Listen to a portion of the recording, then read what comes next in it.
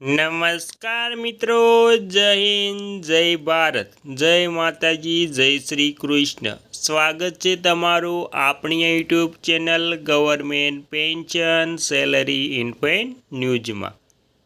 તો આજે આપણે વાત કરવાના છે કે ગુજરાત રાજ્યના વિધવા મહિલાઓ માટે જે ઉપયોગી સમાચાર સામે આવ્યા છે તેના વિશે. તો વિધવા મહિલાઓ માટે સારા સમાચાર, મુખ્યમંત્રીની સૌથી મોટી જાહેરાત.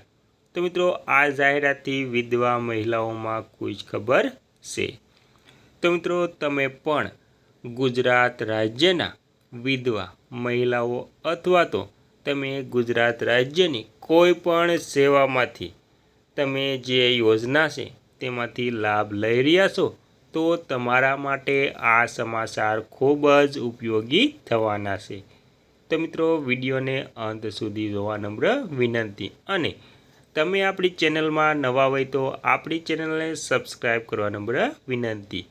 કેમ કે આવી કોઈ પણ નવી અપડેટ આવે તે નોટિફિકેશન સૌથી પહેલાં તમને મળી જાય. તો મિત્રો, બધી જ વાત વિગતવાર જાણીએ તો તેમાં ગુજરાત સરકાર દ્વારા વિધવા મહિલાઓ ગંગા સ્વરૂપા બહેનોના આત્મનિર્ભરતા અને આર્થિક ઉત્થાન માટે ગંગા સ્વરૂપા આર્થિક સહાય યોજના, જે અગાઉ વિધવા સહાય યોજના તરીકે ઓળખાતી હતી, અંતર્ગત બજેટમાં રૂપિયા 3015 કરોડ સુધીનો મોટો વધારો કરવાનો મહત્ત્વનો નિર્ણય લેવામાં આવ્યો છે. મુખ્યમંત્રી ભૂપેન્દ્ર પટેલના નેતૃત્વમાં સરકાર દ્વારા બહેનોને સન્માનપૂર્વક જીવન જીવવા અને આર્થિક મદદ પૂરી પાડવા માટે સતત બજેટની ફાળવણી કરવામાં આવી રહી છે.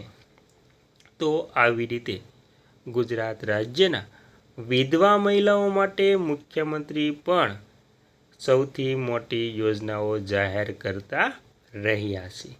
અને ત્યારબાદ પણ આપણે વિગતવાર જાણીએ તો તેમાં મુખ્યમંત્રીના આ નિર્ણય અને યોજનાની મુખ્ય બાબતો નીચે મુજબ છે.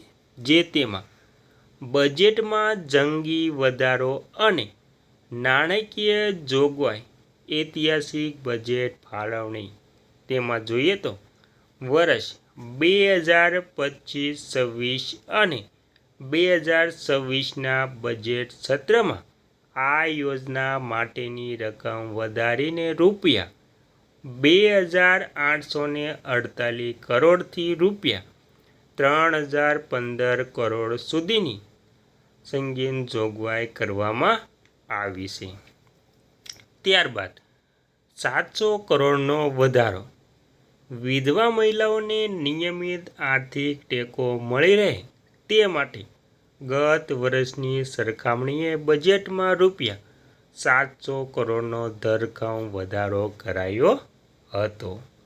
ત્યારબાદ લાભાર્થીઓની સંખ્યા. આ યોજના હેઠળ અત્યાર સુધી અંદાજે 16,49,000થી વધુ ગંગા સ્વરૂપા બહેનો સીધો આર્થિક લાભ મેળવી ચૂક્યા છે. તો આવી રીતે મુખ્યમંત્રીએ સૌથી મહત્ત્વનો અને યોજનાની બાબતમાં ઘણી મોટી પ્રગતિ કરવા માટે તેમને વિધવા મહિલાઓને મોટી સહાય પૂરી પાડવામાં આવે છે અને સમયાંતરે પણ તેમાં મોટો વધારો કરે છે. ત્યારબાદ જોઈએ તો તેમાં ડાયરેક્ટ બેનિફિટ ટ્રાન્સફર એટલે કે ડીબીટીનો નિર્ણય. સીધા ખાતામાં સહાય. પારદર્શિતા જળવાઈ રહે તે માટે મુખ્યમંત્રીના નિર્ણય અનુસાર સહાયની રકમ કોઈ પણ વચેટિયા વગર સીધી જ તેમના બેંક ખાતામાં, એટલે કે જે વિધવા મહિલાઓ છે તેના બેંક ખાતામાં ડાયરેક્ટ બેનિફિટ ટ્રાન્સફરના માધ્યમથી દર મહિને જમા કરવામાં આવે છે. નિયમોમાં સરળીકરણ એટલે કે નિયમોમાં સરળીકરણ. તો તેમાં યોજનાનો લાભ સરળતાથી મળે તે માટે ભૂતકાળમાં આવક મર્યાદાના નિયમો ઉદાર બનાવવામાં આવ્યા છે, જેથી ગ્રામ્ય અને શહેરી વિસ્તારની વધુમાં વધુ મહિલાઓ તેનો લાભ લઈ શકે.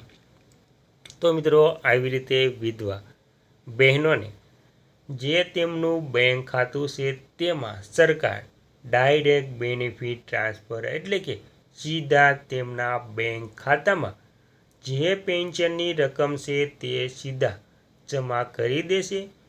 કેમ કે કોઈ પણ વચેટિયા તેમના પૈસા ખાઈ શકતા નથી. તેથી આ મુખ્યમંત્રીનો સૌથી મોટો અને મહત્ત્વનો નિર્ણય કરવામાં આવ્યો છે. અને ત્યારબાદ જે માધ્યમથી દર મહિને જમા કરવામાં આવે છે તેના આ નિયમ સરળતાથી મળી રહે તે માટે ભૂતકાળમાં પણ આવક મર્યાદા નક્કી કરી છે. ત્યારબાદ દીકરીઓના શિક્ષણ અને સુરક્ષા માટે પૂરક નિર્ણયો. મુખ્યમંત્રી દ્વારા બજેટમાં વિધવા મહિલાઓના પરિવારો અને દીકરીઓ માટે અન્ય પૂરક નિર્ણય પણ લેવામાં આવ્યા છે. એટલે કે જે વિધવા મહિલાઓ છે તેમના જે દીકરી છે, પરિવાર છે, તેમના માટે પણ મુખ્યમંત્રી ભૂપેન્દ્ર પટેલે સૌથી મહત્ત્વનો નિર્ણય લીધો છે. તો તેમાં નમો લક્ષ્મી યોજના, કન્યા શિક્ષણને પ્રોત્સાહન આપવા માટે ₹1250 કરોડની જોગવાઈ કરાઈ છે.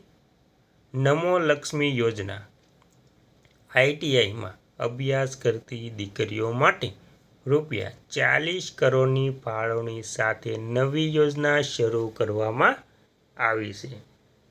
મહિલા સુરક્ષા, રાજ્યભરમાં 1091 મહિલા હેલ્પલાઇન અને CCTV નેટવર્ક મજબૂત બનાવવાનો નિર્ણય પણ લેવામાં આવ્યો છે. તો આવી રીતે જે શિક્ષણ દીકરીઓને આપવામાં આવે છે અને તેમના સુરક્ષા માટે પણ મુખ્યમંત્રીએ સૌથી મહત્ત્વનો નિર્ણય લીધો છે. અને મહિલા સુરક્ષા માટે પણ દરેક રાજ્યમાં 1991 મહિલા હેલ્પલાઇન અને CCTV નેટવર્કને પણ મજબૂત બનાવવાનો નિર્ણય લેવામાં આવ્યો છે.